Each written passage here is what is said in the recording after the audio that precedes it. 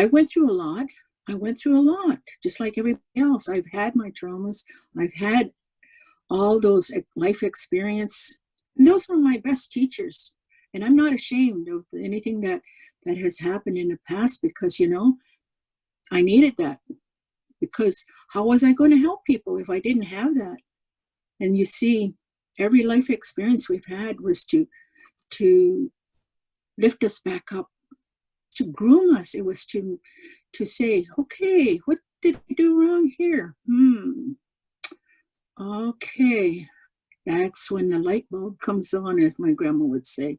You now realize that you have an opportunity, you have choices in your life. And so those choices, one of the things I had also said was, I wish I could be like you. Because when I heard them old people speaking to me, I said, one day I would like to be like you.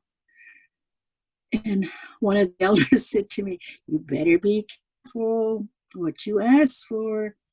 And that is so true, because he said, you're going to have many life experience in order to know what everybody's going to go through. So know that I've been through the challenges that everybody is facing. And it is because of my culture. You see, I am from Six Nations. I am a mother. I am a grandmother and a great-grandmother. I'm also the oldest of 12. And I come from a family that is very strong in love. Our mother really, really had the patience of a saint, as they would say. And for having 12, that is amazing. And so with my mom and my dad taught us leadership, to stand up and take responsibility for whatever has happened in your life. Be responsible. And those are the things that I'm very proud of, that someday you have to do some chores. And I'm so grateful that my parents got me up and said, this is what you need to do. And because of that, this is how I'm helping my community. Because when I was little, I had to learn to do a lot of things. I had to, what people call chores today, but that's my role. In order to be a human being, I have to do these things like cleaning and dishes and washing clothes and all these things, because it builds up muscles.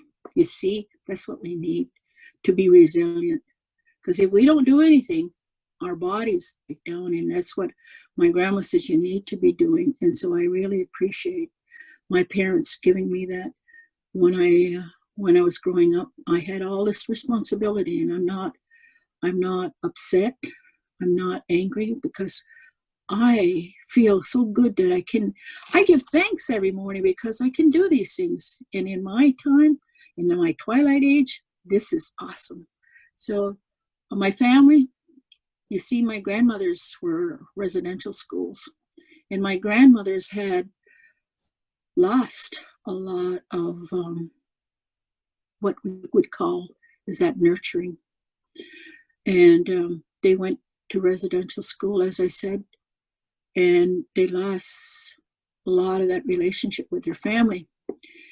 And so when my grandma returned back to the community, both of my grandmas, they were very blessed because they married into families that were very strong in culture, that were very strong, and they guided them through. And so I'm very grateful. But because of that, my grandma always thought we were Mohawks. And because she had been raised by other families, so she took their clan, she took their nation.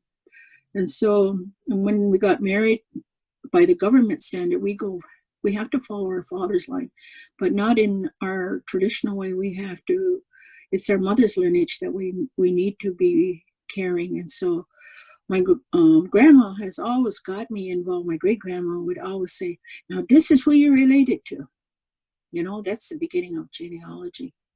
And so when I learned to know who is who in the family, it created a passion in me to find truth, because that's what a lot of people had lost, was the truth of knowing who they were. And so because of that, I had created an opportunity for others to follow this path along with, she's like a daughter to me. She is my daughter's best friend.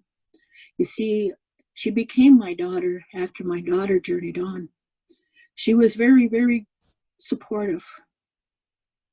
And because of her, I got through my first year of being without a daughter because my daughter was taken so quickly. But she stood in and she became my daughter. And together we fulfilled the need of other people. So my grandmother had also asked, she had asked to find out who her people were. So you see, I've had this journey too, just like everybody else. But I was strong in culture. And so what happened was I spent time. Everything can't happen just like that. You gotta listen. You gotta listen. Sada Hunsada, pick up your ears and listen. Because you see, you have to take time to know people. Because even getting my name, because my grandma was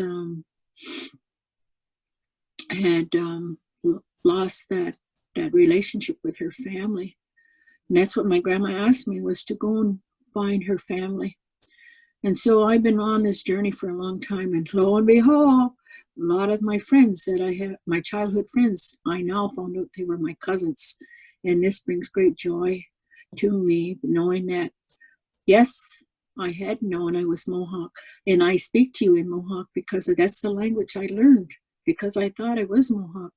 But now I have to learn Cayuga, because now I find that my grandmother, she comes from the lineage of Chief John General. And I'm very, very honored that I have chief titles in my family. I also have faith keepers in my family on both sides of my dad's side and my mother's side. So this journey has brought me so much riches, not only for me, but for everybody else that is here. You see, you always need to know, who is my grandpa? Who is my grandma? And it feels so good when you find out all the things that your grandma and your grandpa's a long time ago they did. They achieved a lot of things. It's amazing the joy that you get when you find out your grandpa did this. And with so little education, he was able to achieve. And your grandmother's, what they could do without all this technology. It just blows your mind, because the wisdom that they had, and it just makes you so proud. So when I see this, I am very grateful that I took this journey. And so I found out I was Cayuga. I'm Cayuga Bear. And when I first, as you would say, really on my path, picking up after I had my children, I had to go back, because you see, it was my son. He's the one that said, Mom, go into the schools. They don't know nothing about us. And that was when he was in kindergarten. And this became in elementary. And so because of my children, this is who I become. Because they said, Mom, they don't know who we are. They think we're gone. They think we're dead. And so I said, okay, I'll go to school. I'll go back to school. And so I did. And so you see, this has been my journey. And it's my children that grew me to speak for everyone. And so because of my children, I like to honor them. I have a son here on earth that walking on earth, and he has 3 daughters, and I'm so proud of them. And then my daughter that had journeyed on, she had left a little girl. And I'm so proud of her too. Now she has children. And you know what? They're learning Cayuga. And so I'm very proud, because my son's girls, they learn Mohawk. And so now we are doing, it's so nice to go out and talk. I mean, when we go out together, I pick up my grandchildren, my great-grandchildren, we go for a ride, we go someplace. And what we do is we share the talking, the teachings of our original instructions. And so I teach them about our community. I teach them this place is very strong. This place has a lot of good medicines. And so be proud of where you come from. Proud of all that you have here. We have still the trees, we still have all these things.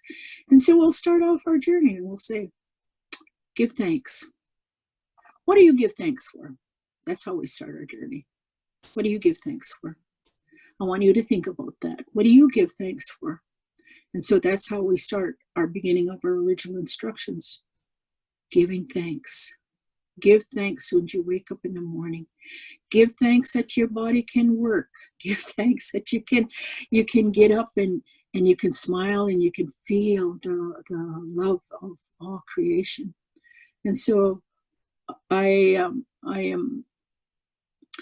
would be very honored to be a part of your life again, as they say, because once we meet, the Creator says our path will always cross. And so I enjoy being a grandmother.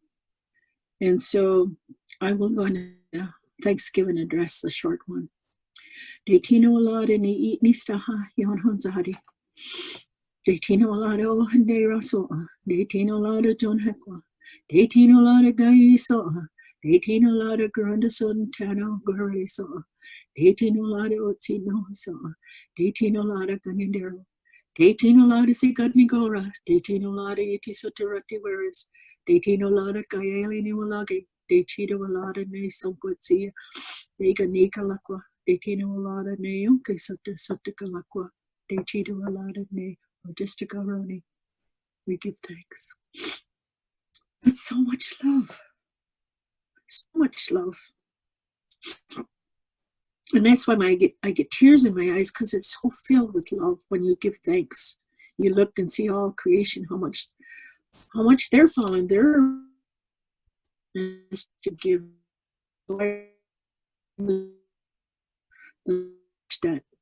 everyone needs to hear again the language of love. And so that's our instruction. Learning how to love one another, but most of all, learning how to love yourself, because you see, we have abused ourselves so much. We have forgotten how to love ourselves because we use so much negative words. How many of you swear? My grandma would go, no, what you're doing is you're harming your body, because when you're hurt, your body hurts. And so you need to let that go. You need to let it go in a good way. So get up and dance. Get up and do something. Get up and run. Get up and walk. Because what you're doing is you're harming your body. Don't ever say those negative words. That's what my grandma would say. She would just shake her finger. Yeah. And she would say, no, you're not. And so when I hear those words about being, as they say, stupid, ignorant, savage, alcoholic, addiction, those are labels. The Creator created you as a human being, and that's what I would like you to say.